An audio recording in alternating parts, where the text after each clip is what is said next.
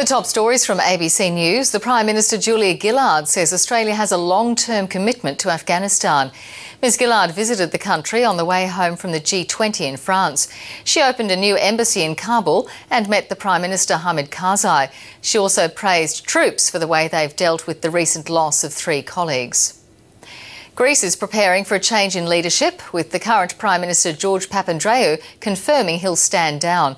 A coalition government will now be formed without Mr Papandreou as leader. The new government will then have to ratify the latest bailout package for Greece. Federal police have been called in to investigate the leaking of information, which has prompted the government to scrap the tender process for the Australia network.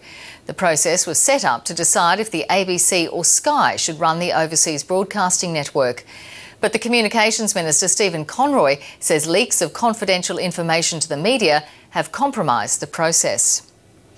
And the fallout from a racial slur by Tiger Woods' former caddy is threatening to overshadow this week's Australian Open in Sydney. Steve Williams, who now caddies for Adam Scott, arrived at the Lakes in Sydney today after apologising for the slur at the weekend. Woods is set to hold his first press conference since the incident tomorrow. And those are the latest headlines from ABC News.